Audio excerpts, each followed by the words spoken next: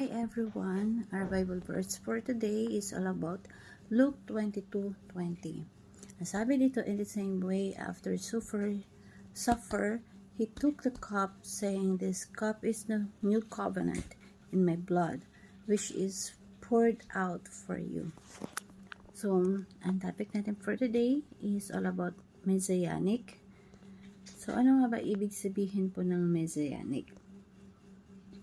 So, a Messianic covenant po is a new covenant that Jesus Christ mediates between God and His people, fulfilling and surpassing the old covenant made with Israel. It is primarily prophesied in Jeremiah 31:30 to 31 to 34, and fulfilled through Christ in life, death, and resurrection. The new covenant is established in His blood. Luke 22:20, and it's characterized by internal and transformation, forgiveness, and the dwelling of the Holy Spirit. So, ano po natin, yung Santong Espiritu nasa atin na sa New Covenant, nakatatak na sa puso natin, na patuloy na nag-guide po sa atin. Sinasabi ko rin, tama at mali mga dapat gawin at hindi dapat gawin. Jesus fulfilled all the covenant in the Bible, in Old Testament. And Jesus is the final sacrifice na sa pamamagitan ng sa pamamagitan ng ating Panginoong Hesus, nagkaroon ng kapatawaran sa ating mga kasalanan. Kung may internal death kay Adam, kay Jesus Christ may eternal life. Kung merong kasalanan kay Adam, kay Jesus merong kapatawaran.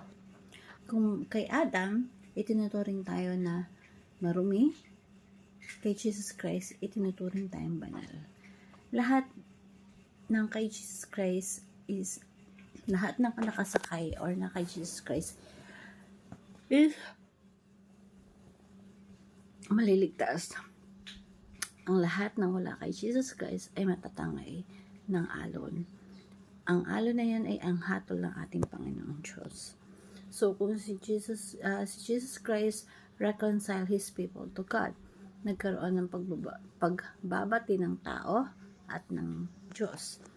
Be reconciled to God kasi namatay na ang Panginoon sa krus para magkaroon tayo ng kapatawaran para sa ating mga kasalanan. Maging matuwid tayo sa mata ng Diyos, sa harapan ng Diyos. Hindi dahil sa ating sariling kakayanan, kundi dahil sa Panginoong Hesus sa ginawa niya para sa atin. Walang kasalanan di kayang mapatawad ng Diyos kahit gaano pa to kalaki, kahit gaano pa kasalanan natin kabigat. Ang dugo ng ating Panginoong Diyos ay sobrang makapangyarihan kaysa sa kahit anong uri ng kasalanan na nagawa natin.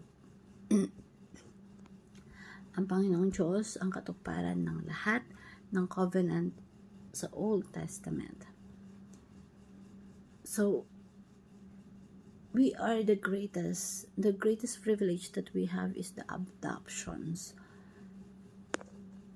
Dahil tayo ay dating kaaway, pero biniyayaan tayo ng Diyos na tayo na ay isang anak, tayo na ay tinuturing ng anak.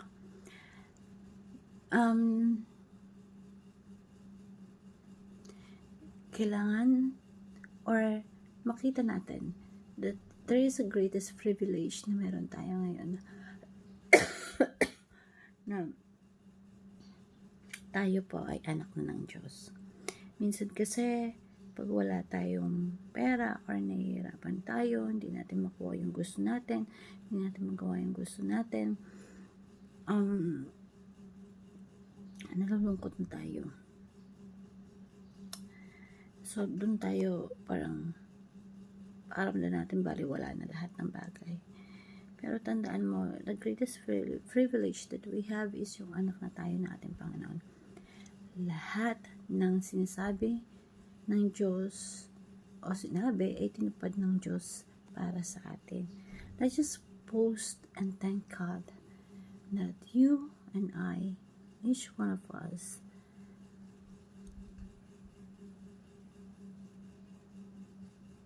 is napaka blessings natin na tinupad ng ating Panginoong Diyos lahat ng promise niya para sa atin. Tinupad niya yun para magawa ang dapat magawa para sa atin. Because dahil ganun niya tayo kamahal.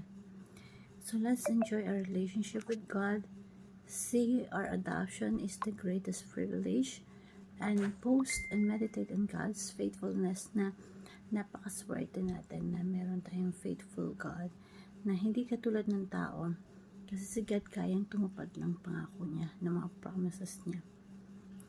And I want to share this simple prayer. Heavenly Father, thank you for sending Jesus to fulfill every covenant and bring us into a new and better relationship with you. Through him, we are reconciled, adopted, and made part of your people. Help me to treasure this privilege and never take it granted.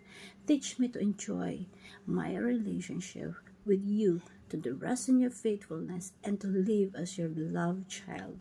When I forget, remind me of your love. When I doubt, strengthen my faith, my life, be honoring to you as part of your covenant people. And I pray in Jesus' name, amen. Thank you po.